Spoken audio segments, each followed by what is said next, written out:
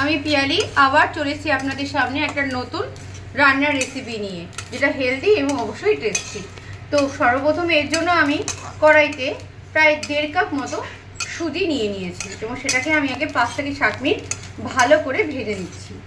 একদমই আমি শুকনোভাবে ভাজি এবং এটাকে শুকনো করেই প্রথমে ভেজে নিতে হবে, তারপরে আমি বলছি কীভাবে।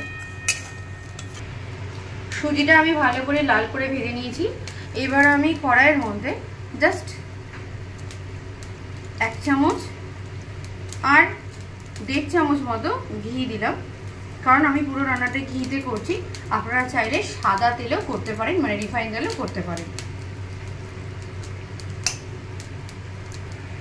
এইবার আমি কাঁচা বাদাম এর মধ্যে একটুখানি ফ্রাই করে নেব। তারপরে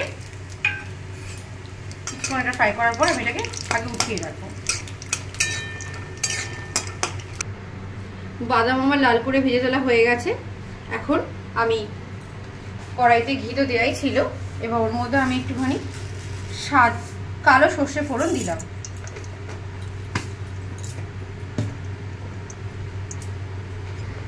এবার আমি পেঁয়াজ কুচিগুলোকে দিয়ে দিলাম। এখানে আমি 2 কাপ সুজির জন্য একটা বড় সাইজের পেঁয়াজ কুচিয়ে নিয়েছি।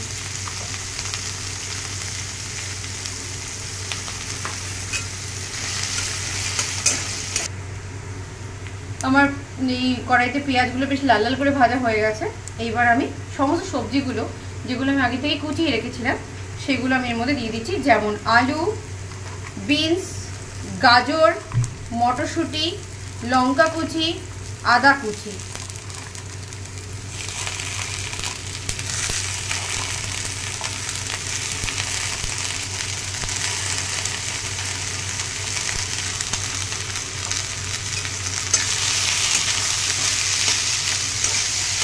এবার এটাকে আমি জাস্ট ফ্রাই করে নেব ভালো করে। তারপরে অন্যান্য ভেজিটেবল যেগুলো আমি কেটে রেখেছি সেগুলো অ্যাড করব।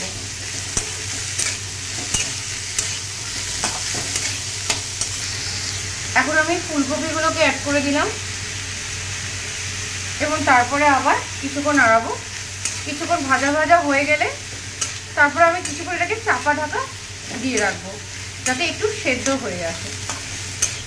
এবং পুরো রান্নাটা কিন্তু আমি মিডিয়াম ফ্লেমে করব, যাতে পুড়ে না যায়। আর আমি যেহেতু বলছি এটা খুব হেলদি রান্না, এই জন্য এখানে কিন্তু খুব কম পরিমাণে ঘি বা তেল অ্যাড করা হয়েছে।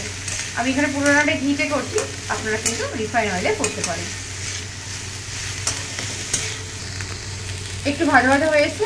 এবার আমি ছোটো চামচের 1.5 চামচ মতো নুন অ্যাড করে দিলাম। আপনারা আপনাদের স্বাদ অনুযায়ী লবণ অ্যাড করবেন। আমার কিছুক্ষণ ফ্রাই করা হয়ে গেছে। এবার জাস্ট এটাকে একটু সেদ্ধ করবার জন্য আমি এটাকে মিডিয়াম ফ্লেম করে রাখলাম এবং তারপরে একটা ঢাকনা দিয়ে দিলাম, যাতে কিছুক্ষণ এটা সেদ্ধ হতে পারে, জাস্ট 5 মিনিটের জন্য। আমার সব সবজিগুলি মোটামুটি সেদ্ধ হয়ে গেছে। 5 মিনিট পর আমি ঢাকনা খুলে দেখলাম। এবার এর জন্য আমি লাস্টে টমেটো কুচিটা, যেখানে জাস্ট একটা ছোটো সাইজের টমেটো নিয়েছিলাম, সেটা কুচিয়ে রেখেছিলাম, সেটা আমি লাস্টে অ্যাড করলাম, কারণ টমেটোটা আগে দিলে আমার আলুটা ঠিকমতো সেদ্ধ হতো না। এটা আমি নাড়াচাড়া করে নেব কিছুক্ষণ।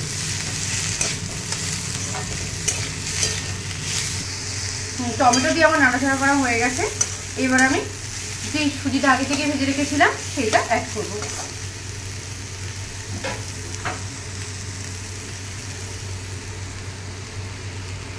সুজিটা অ্যাড করার পর আমি এটাকে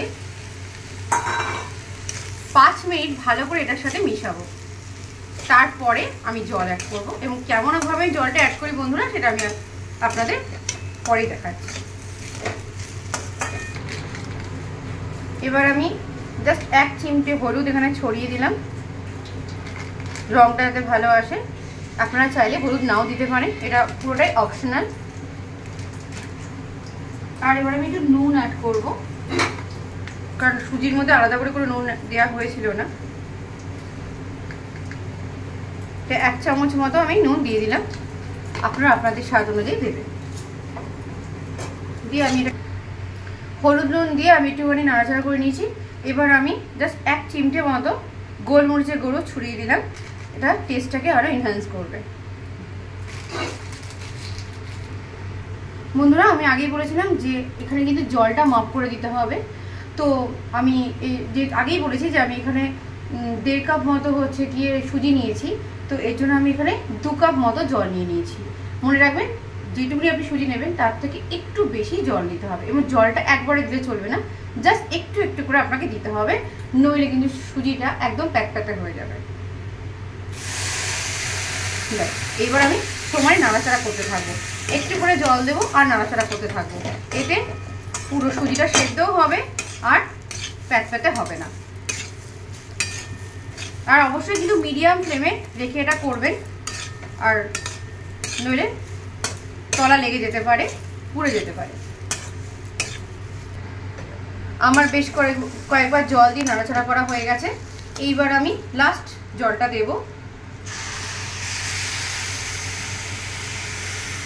এবং লো ফ্লেমে একটু নাড়াচাড়া করে লো ফ্লেমে আমি এটাকে 5 মিনিটের মতো ঢাকা দিয়ে রাখবো, যাতে এটা ঠিকমতো সেদ্ধ হয়ে উঠতে পারে।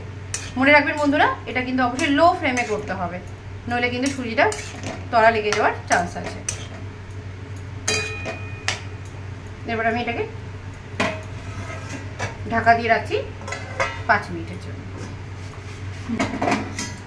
আপনারা দেখতেই পাচ্ছেন যে আমার সুজিটা কিন্তু একদম ঝরঝরে হয়েছে, আমার একটু কিন্তু ক্যাটক্যাটে হয়নি, আর প্রতিটা সুজি খুব সুন্দর করে ফুলেছে এবং সেদ্ধ হয়ে গেছে। এবার আমি লাস্ট যেটা দেওয়ার সেটা দিয়ে দেবো, সেটা হচ্ছে আমি আগেই ভেজে রেখেছিলাম বাদাম, সেই বাদামটা আমি এখানে ছড়িয়ে দিলাম।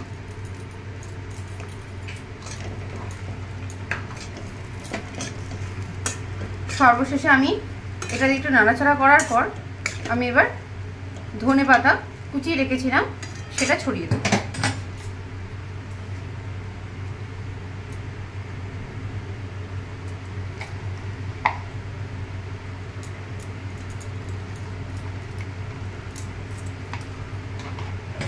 দিয়ে আমি এটাকে জাস্ট একটুখানি ফ্লেমটাকে লো রেখেই নাড়াচাড়া করে নেব।